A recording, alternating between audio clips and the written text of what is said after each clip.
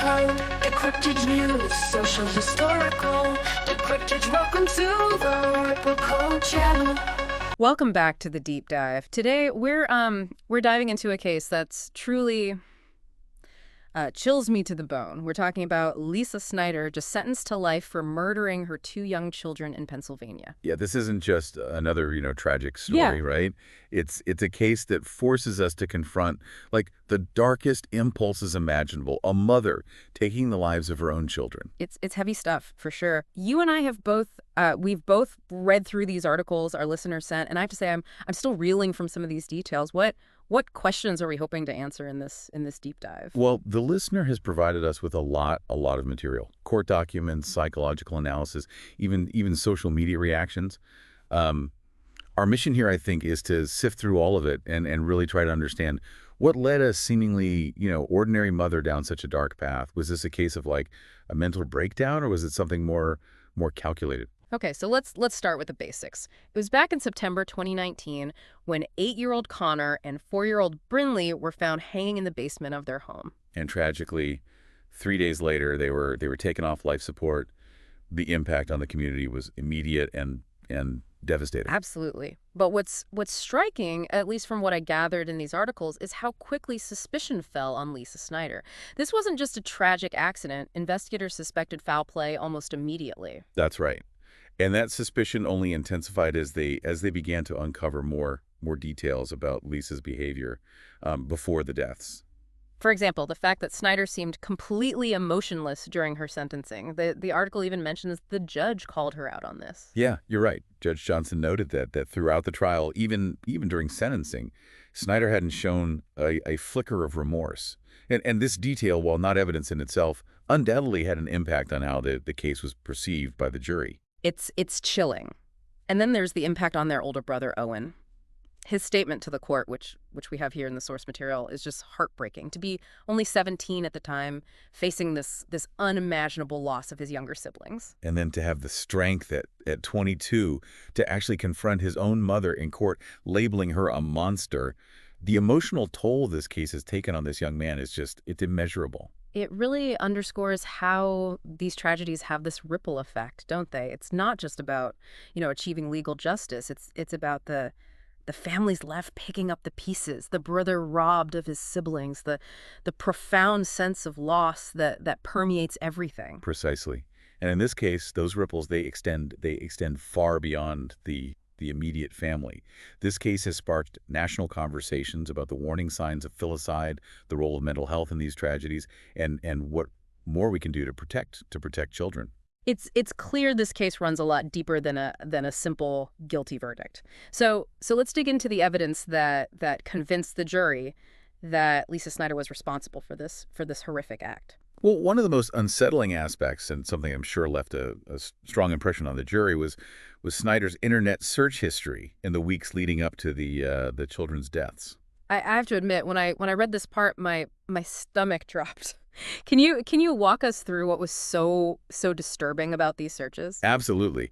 Snyder had this pattern of searching for extremely specific and chilling phrases, right? Things like "almost got away with it," clearly referencing the true crime documentary series, and even more disturbingly, how to commit suicide by hanging. And those searches alone would be cause for alarm, but she didn't stop there, did she? No, she went even further. The prosecution presented evidence that Snyder had searched for phrases like "how to kill someone," which painted a clear picture of premeditation and intent. It's one thing to maybe have like fleeting dark thoughts, but to actually take the step of researching how to carry them out, it sends shivers down your spine. It makes you wonder what could have been going through her mind. It certainly raises a lot of questions about her state of mind. And when you couple those searches with her detached demeanor throughout the trial, it creates a very, very unsettling portrait. It's like trying to solve a puzzle where the pieces just keep getting darker and more disturbing. But the internet searches weren't the only piece of evidence that contradicted her claims, were they? No. There was also the testimony from the occupational therapist who had worked closely with Connor. Okay. I remember reading about this. What was it about the therapist's testimony that proved so pivotal to the prosecution's case? Well, The therapist was able to speak to Connor's physical capabilities, and they testified that based on his developmental stage and physical limitations, he would not have been able to harm himself or his sister in that way. So this directly undermined the defense's argument that Connor, being potentially suicidal due to bullying, was responsible for his and Brinley's deaths. Exactly. It would have been physically impossible for him to orchestrate such an act. It seems like the prosecution was meticulously dismantling the defense's narrative piece by piece. What about the school bus video that was mentioned in the court documents? That seemed to be a key detail as well. You're right. That footage was significant. The prosecution presented school bus security camera footage from the day the children were found. Yeah. In the video, Connor is seen behaving normally, interacting with other children, Yeah. showing no signs of distress or suicidal ideation. Which again seems to directly contradict Snyder's claims that Connor was being severely bullied and had expressed suicidal thoughts. Precisely. It casts serious doubt on her version of events and strengthens the prosecution's argument that this was a deliberate act on Snyder's part. It's amazing how much weight seemingly small details can carry in a case like this. So with all of this evidence stacking up against her, how did the defense even begin to counter these arguments? Well, the defense maintained that the prosecution's case, while compelling in its presentation, was ultimately based on speculation and conjecture. So they were relying on the whole lack of smoking gun strategy. In a way, yes. They argued that while the internet searches were troubling, they didn't definitively prove that Snyder had physically harmed her children. They claimed there was no direct evidence linking her to the actual act of hanging. It sounds like they were trying to introduce this element of doubt, but did that strategy work? Did the jury buy it? Ultimately, no. The prosecution argued, and the jury, they seemingly agreed, that the sheer volume of circumstantial evidence, the complete lack of any other, plausible explanation, and it painted a clear picture of what transpired. This case is a stark reminder, isn't it, that sometimes the absence of a smoking gun is overshadowed by the sheer weight of the circumstances. Absolutely. And it underscores just how complex these cases can be, right? Yeah. Yes, we have the legal side, the evidence, the trial, but then we have this human aspect, this question of why, what would drive a mother to commit such an unspeakable act? It's a question that haunts you, isn't it? And unfortunately, in cases like this, we don't always get those clear answers. We're left with the pieces, the evidence, the lingering trauma, and this unsettling feeling that sometimes the human psyche is capable of unimaginable darkness.